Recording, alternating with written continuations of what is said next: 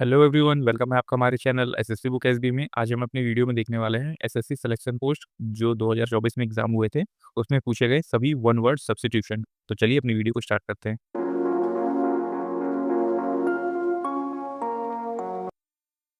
तो आइए देखते हैं अपना पहला वन वर्ड सब्स्टिट्यूशन जो है वो कैसे पूछा गया है। तो पहला वन वर्ड सब्स्टिट्यूशन आप देख पा रहे होंगे, जो कि है अ जजमेंट और verdict that a person is not guilty of the crime with which is he was being charged.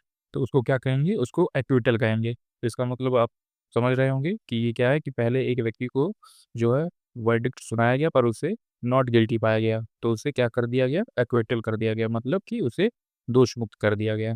आइए देखते हैं दूसरा हमारा वन वर्ड, जो कि है a person in charge of the old people home और अ हॉस्टल।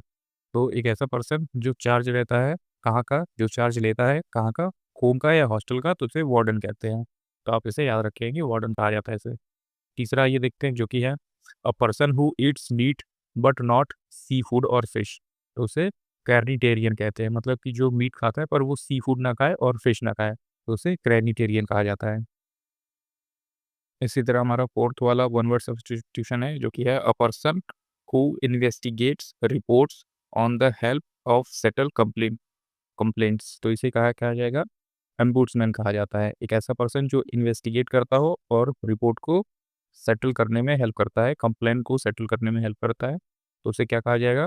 एम्बुड्समैन कहा जाएगा, जिसे हिंदी में लोकपाल भी कहा जाता है। पांचवा हमारा वन वर्ड देखते हैं, अ person who physically travel in space. तो फिजिकली ट्रेवल करे स्पेस में, तो उसे एस्ट्रोनॉट कहा जाता है। तो आप इस चीज़ को याद रखेंगे, उसे क्या कहेंगे? एस्ट्रोनॉट कहेंगे। सिक्स वाला हमारा वन वर्ड है, a person who renounce a religious और पॉलिटिकल बिलीफ और प्रिंसिपल। मतलब एक ऐसा व्यक्ति जिसने रिलीजियस बिलीफ और पॉलिटिकल बिलीफ को त्याग दिया हो, तो उसे एपोस्टेट कहते हैं। मतलब वो किसी भी धर्म वगैरह में नहीं मानता, तो उसे धर्म त्यागी भी कहा जाता है। तो एपोस्टेट आप याद रखेंगे, वो व्यक्ति होता है जो किसी भी धर्म को नहीं मानता या फिर अपने धर्म को त्याग दिया हो उसने। इसी तरह है हमारा सेवेंथ वाला वन वर्ड, जो कि है a speech in a play that the character speak to himself और हरसेल्फ और टू द। तो इसे क्या बोला जाता है? इसे सोलिलोक्य बोला जाता है, मतलब आत्मभाषण। मतलब एक ऐसा स्पीच जो आप खुद में दे रहे हो, तो उसे सोलिलोक्य कहा जाता है। आगे बढ़ते हैं, हमारा आठवां वन वर्ड सब्स्टिट्यूशन को देखते हैं।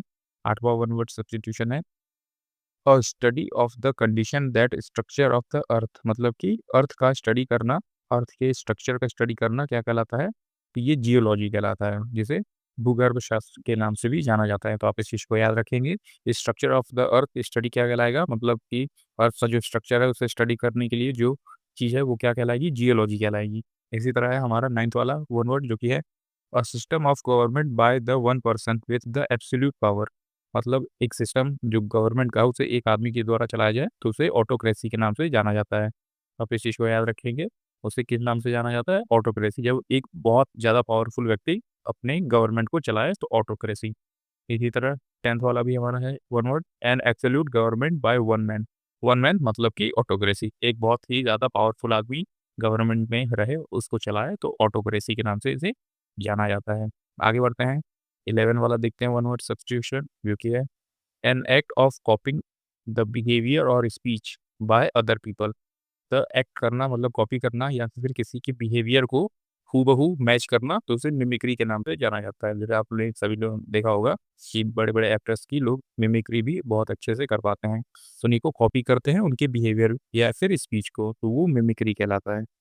वीडियो में आगे बढ़ने से पहले दोस्तों एक इंपॉर्टेंट इन्फॉर्मेशन आप सभी के लिए। अगर आप 2025 एसएससी एग्जाम्स की तैयारी कर रहे हैं, चाहे वो सीजीएल हो, सीपीओ हो, सीएचएसएल, एमटीएस, जीडी, स्टेनो या फिर सिलेक्शन पोस्ट, तो आपके लिए इंग्लिश वोकेबलरी की बुक काफ़ी यूज़फुल हो सकती है। ये बुक जो है वो ई-बुक है, आपको इसका पीडीएफ मिल जाएगा मात्र 39 रुपीज़ में। आप अगर हमें नीचे व्हाट्सएप नंबर दिया है, उस पे मैसेज करेंगे तो ये ई-बुक आपको मात्र 39 रुपीज़ में मिल जाएगी। इस बुक में हमने दिया है आपको one word substitution, idiom and phrases, synonym, antonym और फ्रेजल वर्ब। जैसा आप सभी जानते हैं, फ्रेजल वर्ब भी बहुत ज़्यादा इंपॉर्टेंट हो गया अभी एसएससी एग्जाम्स में। 1 से 2 क्वेश्चन आपको इंग्लिश में फ्रेजल वर्ब से देखने को मिल जाएँगे।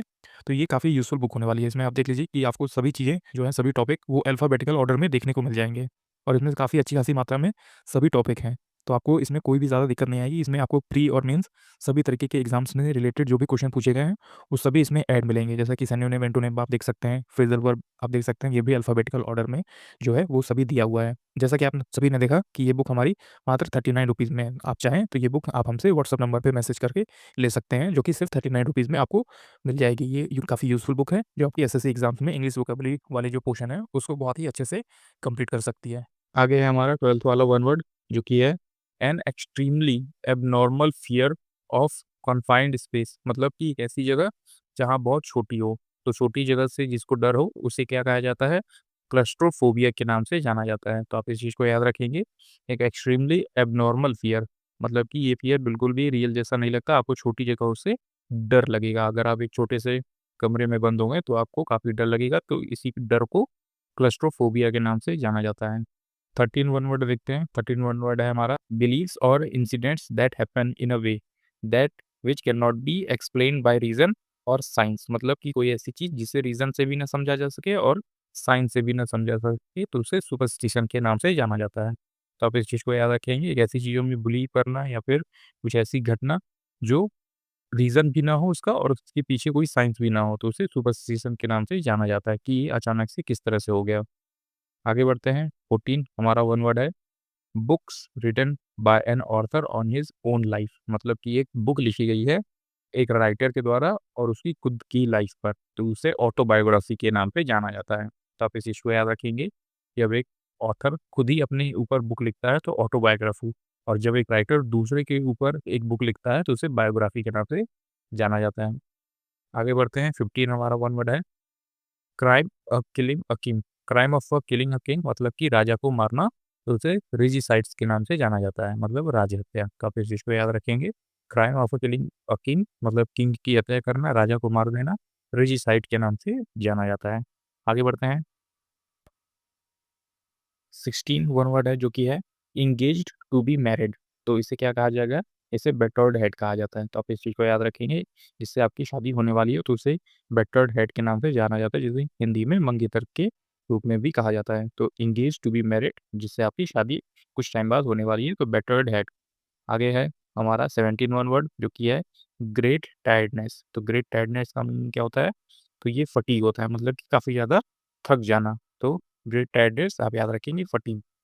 इसी तरह है 18 वन वर्ड जो कि है hard but liable to be easily broken, मतलब कोई ऐसी चीज़ जो बहुत ज़्यादा हार्ड तो है पर वो आसानी से टूट जाएगी, तो वो ब्रिटल इसे कहा जाएगा वन वर्ड में। तो आप इस चीज़ को याद रखेंगे, ब्रिटल मतलब क्षणभंगुर हो, आसानी से टूट जाने वाला हो। तो hard but liable to easily broken, तो ब्रिटल हो जाएगा इसका राइट वन वर्ड। इसी तरह है हमारा 19 वन वर्ड जो कि है inscription on a person's grave, person's की ग्रेव पर जहाँ पे लोगों को दफनाया जाता है उनकी ग्रेव पर कुछ लिखा गया है, तो जो उनकी दीवारों पर लिखा जाता है उन्हें एपिटैफ के नाम से जाना जाता है। इसे हम समाधि लेख भी कहते हैं। तो आप इस चीज़ को याद रखेंगे। इंस्क्रिप्शन जैसे कि पुराने समय में लोग किसी को दफनाते थे, तो वहीं पर कुछ न कुछ लिख देते थे। इनकी एज क्या है, इन्होंने क्या किया, तो इस तरह से कुछ लिखा जाता था। तो उसी लिखावट को एपिटैफ के नाम से जाना जाता है, जिसे समाधि लेख भी कहते हैं। आगे बढ़ते हैं। 20 क्वेश्चन देखते हैं जो कि है हमारा liable to be easily broken, liable to be easily broken, तो ये क्या हो जाएगा? ब्रिटल, मतलब कि जल्दी से टूट जाने वाला। तो आप इसको याद रखेंगे, liable to be easily broken, जिसे आसानी से टूट जाए। अगला है हमारा नेक्स्ट क्वेश्चन जो कि है नो लॉन्गर इन एक्सिस्टेंस और यूज़, मतलब कि एक ऐसी चीज़ जो अब ज़्यादा यूज़ में नहीं है, अब उसका प्रचलन जो है वो ख़त्म होता जा रहा है, तो ऑब्सोलेट इसका राइट आंसर हो जाएगा। तो आप इस चीज़ को याद रखेंगे कि नो लॉन्गर इन एक्सटेंशन और यूज़ मतलब कि अब इसका जो टाइम है वो धीरे-धीरे ख़त्म हो रहा है। आगे बढ़ते हैं। 22 वन वर्ड आता है someone who does not care about rules, तो जिसे रूल्स की कोई परवाह ना हो, तो इसे क्या बोला जाता है?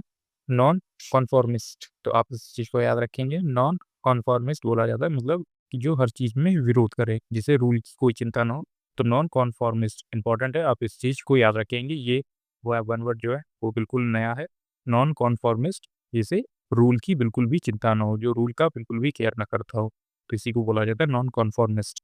अगला है 23 हमारा वर्ड जो कि है स्पीच विदाउट फेयर प्रिपरेशन, मतलब कि एक ऐसा स्पीच आप देने वाले हैं जिसके आपने प्रिपरेशन नहीं की है, तो एक्सटेम्पोर कहेंगे इसे। तो आप इस चीज़ को याद रखेंगे, बिना तैयारी का बोला गया कोई भी स्पीच हो जो उसे कहा जाएगा एक्सटेम्पोर। अगला है 24 one word that which can not be satisfied, जिसे सेटिस्फाई ना किया जा सके। तो जिसे सेटिस्फाई ना किया जा सके इनसेटिबल हो जाएगा। तो आप इसका राइट आंसर याद रखेंगे, ये हमारा वन वर्ड हो जाएगा इनसेटिबल, जिसे कि सेटिस्फाई ना किया जा सके। अगला है 25 वन वर्ड जो कि है द अरेंजमेंट ऑफ इवेंट्स और date in the order of their occurrence.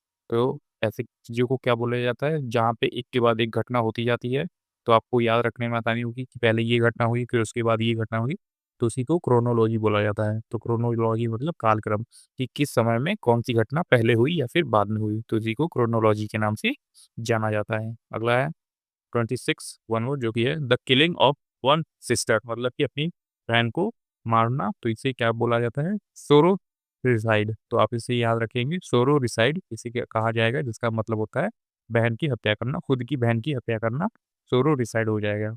अगला है 27 हमारा वन वर्ड द रीजन और intention that cause a particular set of beliefs और एक्शन। तो इसे क्या बोला जाएगा, इसे रैशनल बोला जाएगा। रैशनल मतलब मूल कारण, किसी भी चीज़ का मूल कारण, जैसे आपने कोई काम किया तो उसे एक कारण की वजह से किया होगा, तो इसी को बोला जाएगा रेशनल, कि आपने इस वजह से ये वाला काम किया। तो आपने याद रखा कि द रीज़न और intention that cause the particular belief और एक्शन, मतलब कि अगर आप कोई काम करने वाले हैं, तो उसका भी एक बहुत ही इम्पोर्टेंट और मूल कारण होगा। अगला है 28 हमारा one word the science of teaching. The science of teaching मतलब पेडागोजी, मतलब कि शिक्षा जो है पढ़ाने की कला, शिक्षा शास्त्र, तो पेडागोजी के नाम से जाना जाता है। द साइंस ऑफ टीचिंग मतलब कि शिक्षा शास्त्र, पेडागोजी। तो ये था दोस्तों आज का हमारा कंप्लीट वीडियो, जिसमें मैंने आपको बताया सिलेक्शन पोस्ट 2024 में जो हमारा सिलेक्शन पोस्ट 12 वाला फेज था, फेज 12, उसमें पूछे गए सभी वन वर्ड सब्स्टिट्यूशन, वो मैट्रिक लेवल के थे, ग्रेजुएशन और 12th लेवल के थे, जो सभी वन वर्ड पूछे गए थे, उसको मैंने इस वीडियो में कंप्लीट कर दिया है। उम्मीद है आपको हमारी ये वीडियो पसंद आई होगी। ऐसे भी और सारी वीडियोज़ के लिए आप हमारे चैनल एसएसबी बुक एसबी को ज़रूर सब्सक्राइब कर सकते हैं। हम ऐसे ही यूज़फुल वीडियो लेके आते रहते हैं। तब तक पढ़ते रहिए और हमेशा अपने लक्ष्य की तरफ आगे बढ़ते रहिए।